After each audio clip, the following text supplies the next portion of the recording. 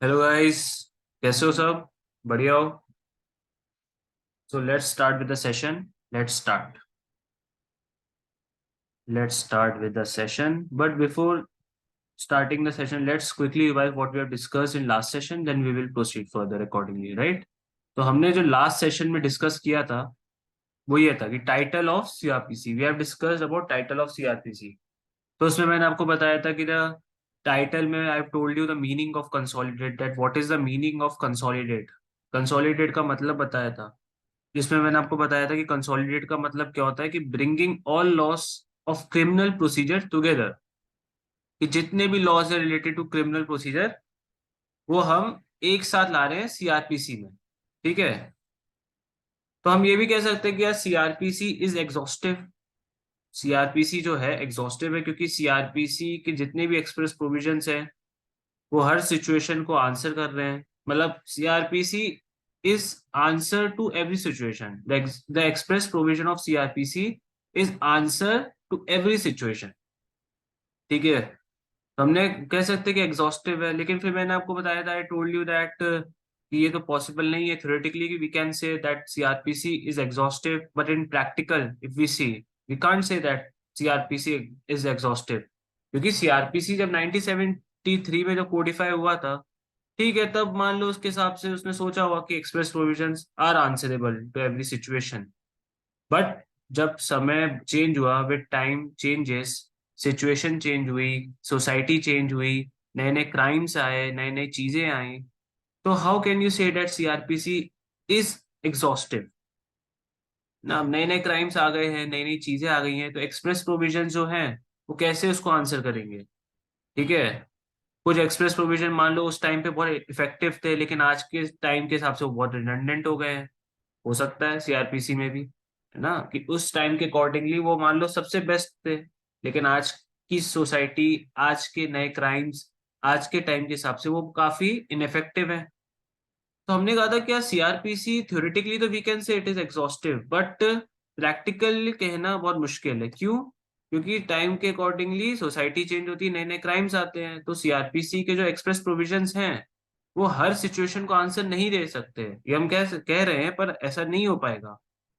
तो हमने inherent powers का कॉन्सेप्ट यूज किया कि अगर सीआरपीसी को एग्जॉस्टिव बनाना है, ठीक है, how to make CrPC exhaustive, तो हमने कहा कि भैया इनहेरेंट पावर्स को यूज करना पड़ेगा। ठीक है, इनहेरेंट पावर्स को यूज आपको करना पड़ेगा। ठीक है, तभी ये सीआरपीसी एग्जॉस्टिव हो सकता है। फिर I told you about 482 CrPC, कि सीआरपीसी में क्या होता है कि it has some express provisions, और जितनी भी कोर्ट्स हैं, जितनी भी मैजिस्ट्रेट्स हैं, वो सब बाउंड है बाय एक्सप्रेस प्रोविजंस। लेकिन मैंने बताया था कि विद टाइम सोसाइटी चेंज होती है, सिचुएशन चेंज होती है, तो जो एक्सप्रेस प्रोविजंस हैं there might be situation that express provision becomes redundant, becomes ineffective, right? Ineffective हो जाएंगे, और या फिर लॉ एडिक्वेट ही नहीं है, या फिर ऐसी सिचुएशन आई जिसपे एक्सप्रेस प्रोविजन कोई है ही नहीं सीआरपीसी पे। ऐसी कोई सिचुएशन आई जिसमें सीआरपीसी में कोई एक्सप्रेस प्रोविजन ही नहीं है, तो आप क्या करोगे? बैठे रहोगे? क्या मैजिस्ट्रेट्स बैठे रहेंगे देखते रहेंगे? नहीं, है ना? तो क्या होगा? इनहेरेंट पावर्स का यूज होगा, inherent powers of high court का यूज किया जाएगा। जो हाई कोर्ट होगी ना वो अपनी इनहेरेंट पावर्स को यूज करेगी और लॉ प्रोवाइड करेगी, या फिर लॉ अगर इनएफिशिएंट हो गया विद टाइम तो उसको एफिशिएंट करेगी। अगर कोई लॉ नहीं है उस सिचुएशन पे, या कोई एक्सप्रेस प्रोविजन नहीं है सीआरपीसी में, तो एक्सप्रेस प्रोविजन देगी, है ना? ये सब ऑर्डर्स वो पास कर सकती है। ठीक है, तो हमने ये सब जाना था।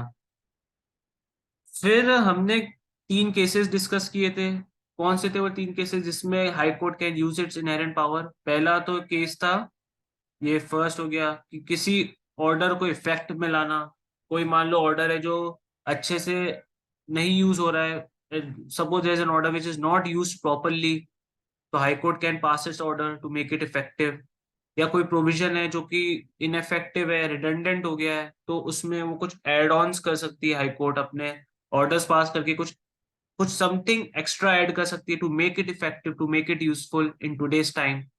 ठीक है, तो इनहेरेंट पावर का पर्पस समझ रहे हो कि ये एक्सप्रेस प्रोविजन को विद टाइम चला सके, विद टाइम इफेक्टिव बना सके, ये पर्पस है। अगर कोई पर्सन मिसयूज कर रहा है एक्सप्रेस प्रोविजंस का तो उसको रोक सके। तो हमने बताया था कि भाई फॉल्स एफआईआर बहुत फाइल होती हैं, तो उसको क्वाश कर सकते हो।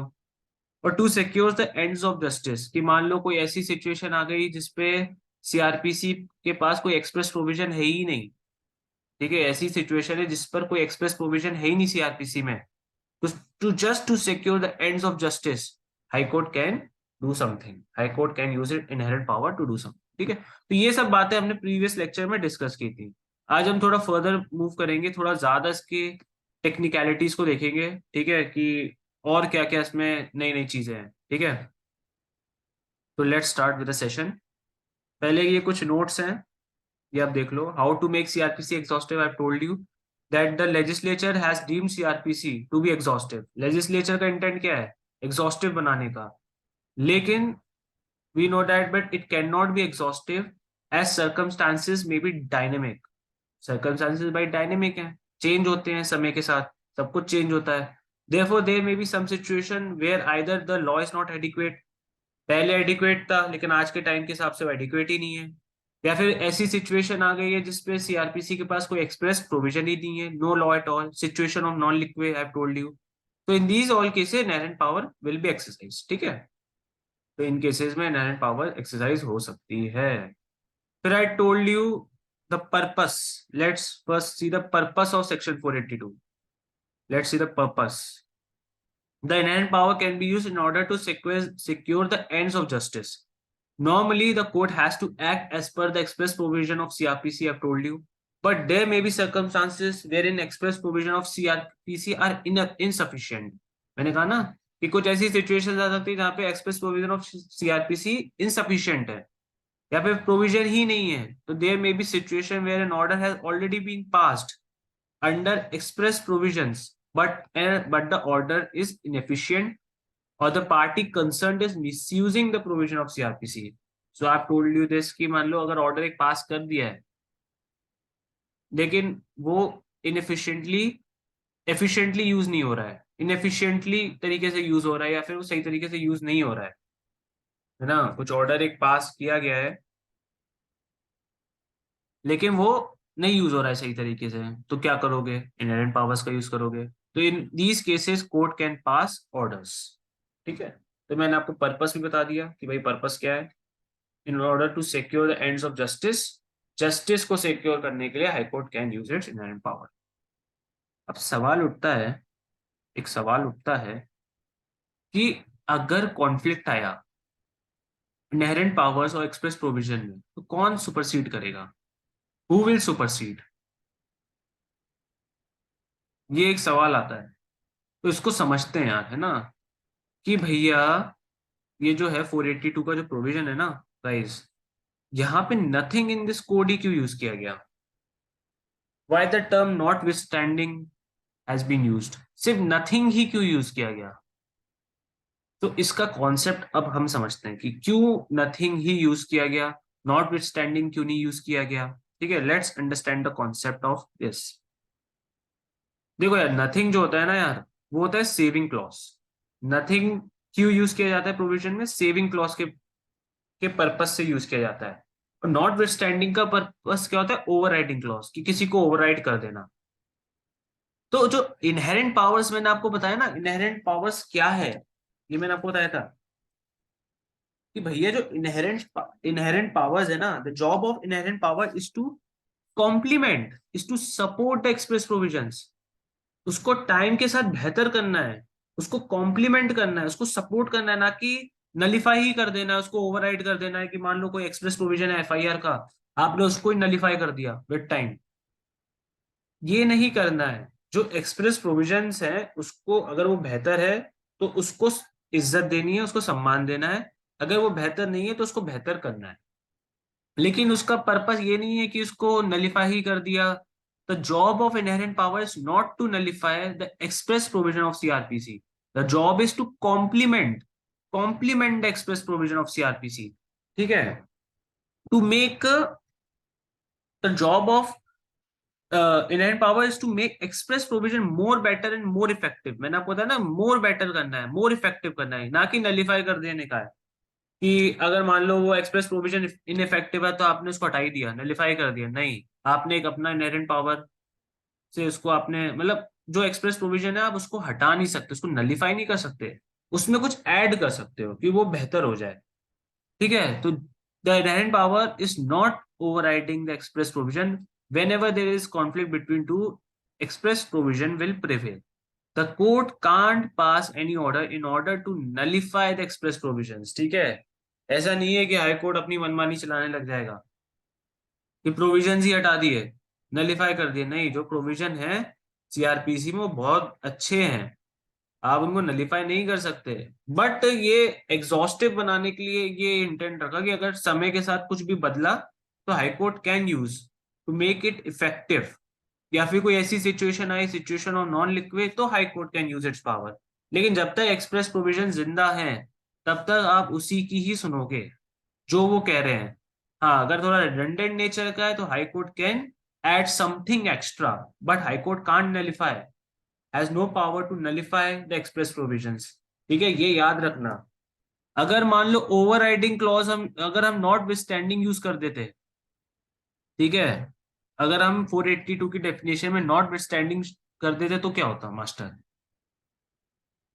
मतलब इसका मतलब ये है कि inherent power is greater than express provisions of CrPC, मतलब इनहेरेंट पावर बड़ा है सीआरपीसी के एक्सप्रेस प्रोविजन से, तो court can override the established provisions of CrPC. इसका मतलब क्या है कि भाई कोर्ट ओवरराइड भी कर सकता है जो भी एक्सप्रेस प्रोविजंस है सीआरपीसी के, कुछ भी कर सकता है ना। जब भी कोई कॉन्फ्लिक्ट आया दोनों के बीच में तो आप इनहेरेंट पावर यूज करके ओवरराइड भी कर सकते हो, हटा भी सकते हो, नलिफाई भी कर सकते हो, कुछ भी कर सकते हो। अगर नॉट स्टैंडिंग यूज हुआ होता कि जब जब एक्सप्रेस प्रोविजन और इनहेरेंट पावर में कॉन्फ्लिक्ट होता तो कौन जीतता? इनहेरेंट पावर ही जीतता। हाई कोर्ट यूज कर सकता था, हाई कोर्ट कुछ भी कर सकता था, नलिफाई भी कर सकता था। लेकिन अब जब भी कॉन्फ्लिक्ट होता है express provision and inherent power में, express provision will prevail. The job of inherent power is to just assist the express provision, just to make it better, not to nullify the crux of the express provision, not to nullify the essence of the express provision. The job is to just make it more effective. That's it. तो वो तीन cases में ही high court can use its inherent power. जब पहला case क्या था कि जब इनफेक्टिव है प्रोविजन, रिडंडेंट है या फॉलोड प्रॉपरली नहीं हो रहा है तब, जब मिसयूज हो रहा है तब, या सिचुएशन ऑफ नॉन लिक्विड, जब लॉ नहीं है उस सिचुएशन को डील करने के लिए तब। सिर्फ तीन सिचुएशन, ठीक है, याद रखना, बाकी कोई सिचुएशन में हाईकोर्ट नहीं यूज कर सकता है। ठीक है, एक आपको एग्जांपल देता हूँ बहुत प्यारा, उससे आपका कॉन्सेप्ट एकदम क्लियर हो जाएगा। समझो, कंपाउंडिंग ऑफ ऑफेंसेस का सेक्शन खोल लीजिए 320। तो कंपाउंडिंग ऑफ ऑफेंसेस का मतलब क्या होता है, पहले तो ये समझो। कंपाउंडिंग ऑफ ऑफेंसेस का मतलब होता है एमिकेबल सेटलमेंट। ठीक है, amicable settlement by the parties, कि कुछ ऐसे ऑफेंसेस होते हैं जिसमें पार्टी खुद से ही सेटलमेंट कर सकता है, खुद से ही फ्रेंडली सेटलमेंट कर सकता है। आपको ज्यादा केस चलाने की जरूरत नहीं है, आपको ज्यादा कोर्ट वोट में आने की जरूरत नहीं है, आप खुद से ही सेटल कर लो। तो कुछ ऐसे केसेस हैं 321 में दिया है कि कुछ ऐसे ऑफेंसेस हैं जो आप कंपाउंड कर सकते हो without the permission of the court. आपको सेटलमेंट करने के लिए कोर्ट की परमिशन नहीं चाहिए, you can itself do settlement. ठीक है, 320 क्लॉज 1 में दिया हुआ है कि कुछ ऐसे ऑफेंसेस हैं जिसको आप खुद ही सेटल कर सकते हो without the permission of the court. और 322 में दिया है, 320 क्लॉज 2 में दिया है कि आपको उसमें परमिशन लगेगी। If you want to settle that offence you have to take the permission of the court. Now 320 clause 9 देखिए, इसमें आप 320 क्लॉज 9 देखिए। No offence shall be compounded except provided by this section. जितने ऑफेंसेस इसमें दिए हैं वो लिस्ट दी होगी, ये ऑफेंसेस हैं, वही ऑफेंसेस कंपाउंडेड हो सकते हैं। समझ आ रहा है बात, कॉन्सेप्ट क्लियर है?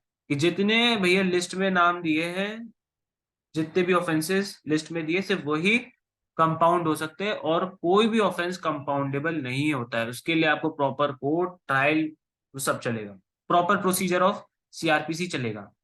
ठीक है, तो ये एक्सप्रेस प्रोविजन ने बोल दिया, 320 क्लॉज 9 ने एक्सप्रेस प्रोविजन है जिसने साफ साफ बोल दिया है कि यही जो लिस्ट है यही कंपाउंडेबल हो सकती है यही सेटलमेंट, इन्हीं ऑफेंसेस का सेटलमेंट हो सकता है, बाकियों का नहीं हो सकता। ठीक है।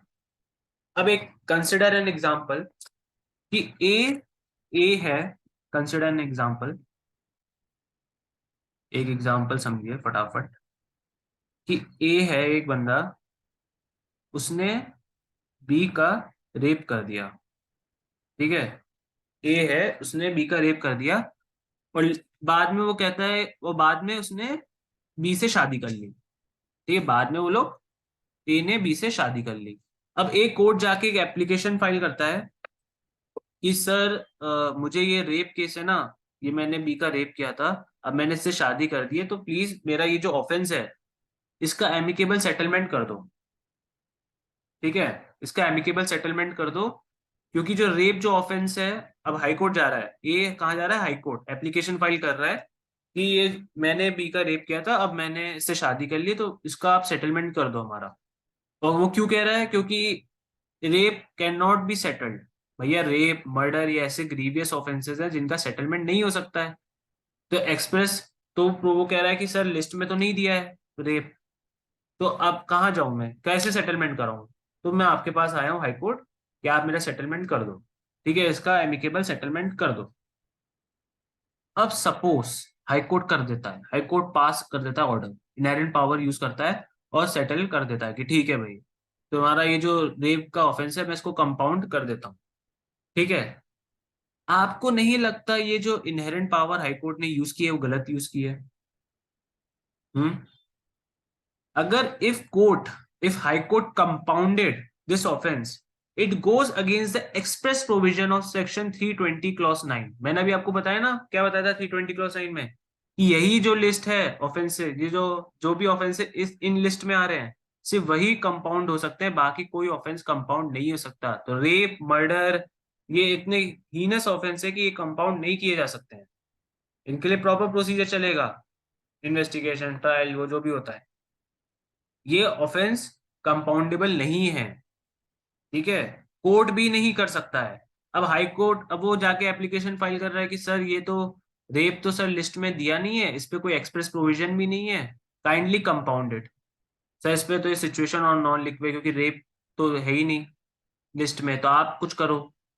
अगर हाई कोर्ट करता है तो एक्सप्रेस प्रोविजन ऑफ 320 क्लॉज 9 के अगेंस्ट जा रहा है, तो high court can not pass any order which is against the express provision of CrPC, और high court can not pass any order which can override the express provision of CrPC. High court कुछ भी ऐसा pass नहीं कर सकता है। If provision is inadequate, if there is no provision, if this there is no law provided, then high court can use its inherent power। लेकिन यहाँ तो भैया एक्सप्रेस प्रोविजन है ना 320 क्लॉज 9, मास्टर दिया है ना 320 क्लॉज 9 कि आप नहीं कर सकते, तो आप नहीं कर सकते। ठीक है, क्लियर हुआ?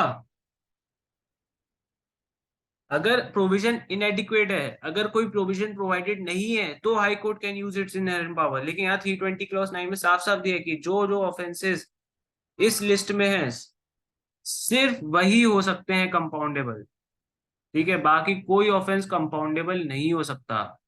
ठीक है, यहाँ ये एप्लीकेशन फाइल कर रहा है कि सर रेप को आप कंपाउंड कर दो, क्योंकि सर कोई एक्सप्रेस प्रोविजन नहीं है, रेप तो सर लिस्ट में दिया ही नहीं है, कर दो आप। हाई कोर्ट कर भी देता है पर हाई कोर्ट नहीं कर सकता है। ठीक है, समझ में आया? ये गलत है, ये ऑर्डर हट सकता है। ठीक है, तो ये मैं आपको समझाना चाहता था। आई होप आपको समझ में आया हो। ठीक है, तो कॉम्प्लीमेंट करना है, इनहेरेंट पावर का पर्पस क्या है, complement, to complement express provision, not to override.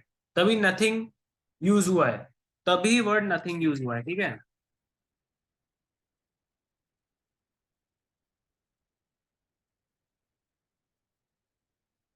ठीक है, बस ये आपका आज का सेशन हम यही खत्म करते हैं। तो ये सीआर इनहेरेंट पावर्स में कुछ छोटी मोटी बातें रह गई थी। अब ये भी था कि क्या inherent powers, whether inherent powers are created, क्या सीआरपीसी ने इनहेरेंट पावर्स को क्रिएट किया है? नहीं, सीआरपीसी ने नहीं क्रिएट किया है। इनहेरेंट पावर्स पहले से ही थी, CrPC has just acknowledged it. CrPC has just acknowledged it, और CrPC actually declares the existence of inherent powers. ठीक है, inherent powers can not be created, can not be created, ये ऑलरेडी क्रिएटेड थी। CrPC ने just उनको declare किया और acknowledge किया है बस, और उसका पर्पस भी बता दें टू मेक इट एग्जॉस्टिव। अब भाई अब हाई कोर्ट को क्यों दिया गया, सभी को क्यों नहीं दे दिया गया, session court, lower court, magistrate court, क्यों हम सिर्फ हाई कोर्ट को ही दे रहे हैं? Why master? आप मुझे खुद बताओ इसका तो जवाब। ये आप मुझे कमेंट सेक्शन में बताना कि हम इनहेरेंट पावर सिर्फ हाई कोर्ट को क्यों दे रहे हैं, ठीक है? बाकी लोअर कोर्ट्स को क्यों नहीं दिया गया? सुप्रीम कोर्ट पे भी नहीं है इनहेरेंट पावर 482 सीआरपीसी, ठीक है? 482 सीआरपीसी में इनहेरेंट पावर सिर्फ हाई कोर्ट को ही क्यों दी गई? Why not lower courts, why not supreme court? ठीक है, ये मुझे आप अगले, मैं आपको अगले लेक्चर में तो बताऊंगा ही, लेकिन आप मुझे इस वीडियो में कमेंट सेक्शन में बताना, ठीक है, कि क्यों ऐसा है। चलिए, तो ये सवाल मैंने आपको दे दिया है, क्वेश्चन, ये आपको मुझे, आप लोगों को मुझे, आप लोग मेरे को आंसर करोगे कमेंट सेक्शन में, बताना मुझे, ठीक है, जैसे भी। एंड अब सेशन और एंड करते हैं फटाफट। Thank you so much guys, thank you so much. ये सीआरपीसी की सीरीज हम बहुत अच्छे से करेंगे, बस आपको बने रहना है, ठीक है, मेरे साथ। Thank you.